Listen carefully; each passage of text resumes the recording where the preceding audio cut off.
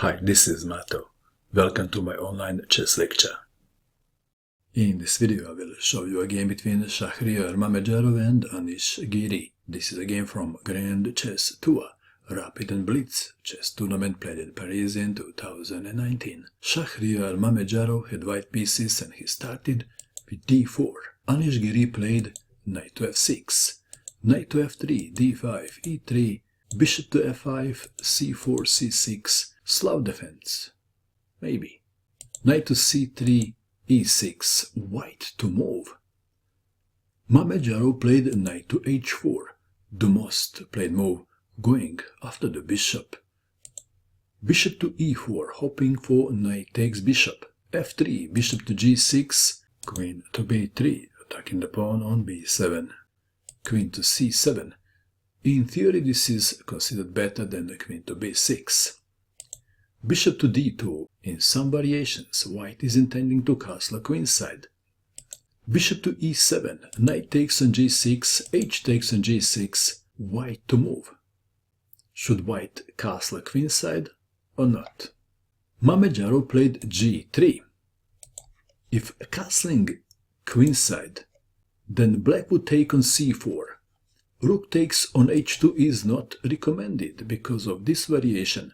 Rook takes rook, queen takes rook, queen takes on b7 and white is winning. Back to our game. g3. Knight from b to d7. Rook to c1, aligning the rook with the black queen. d takes on c4, bishop takes on c4. Giri castled kingside. White to move. Castling kingside was expected. Mamedyarov played king to f2. This is an interesting move, isn't it?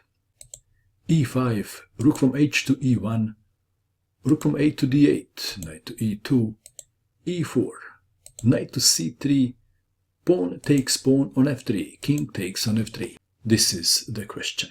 Is white king too exposed? And can black take an advantage of it? What do you think? Or maybe this is just an optical illusion that white king is exposed. Let's see. c5.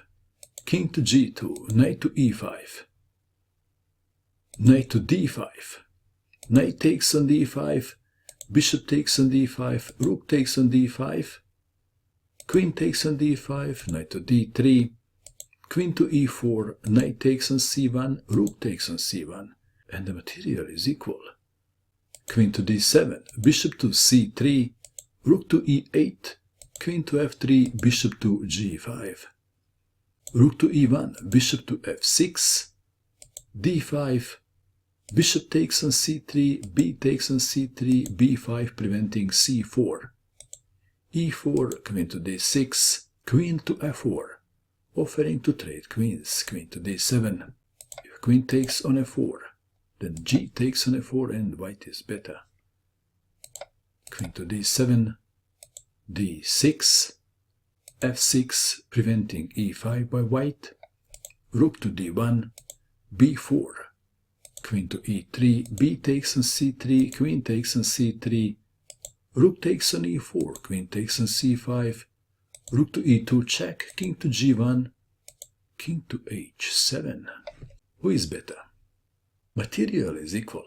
Black king seems to be safer than white king. Do you agree? The question is, that white pawn on a d-file, is that the strength or the weakness of the player with the white pieces? What do you think? Could be both. I'd like to mention that queens are generally considered to be poor blockaders of the passed pawns. The game continued. Queen to c4, rook to e5, rook to d2, g5. If rook to e1 check, king to f2. And interestingly, black can't take an advantage of the exposed white king. There is no time for queen to h3, is it? King takes rook then. So, Giri played g5, slightly exposing his king with that move. White to move. And Mamedyarov played very interesting move in this position. And that is h3. Offering the pawn for free. How kind? Or maybe this is a blunder. What do you think? Should black take on h3 or not? Would you? Giri played rook to e6. What's wrong with taking the pawn? Let's see. If queen takes on h3, then queen to d3 check. And if king goes to h8, well, there are other ways to play, like f5. But let's consider this variation. King to h8, white to move, and this is a puzzle for you. What would you do in this position if you had white pieces? Please pause and find the best move for white. Did you pause? What did you find? Did you find the rook to h2, pinning and not winning? No, congratulations if you found this move. Then black plays rook to e1, check. And after king to f2, queen takes on h2, check. King takes rook, and then it would be probably a draw.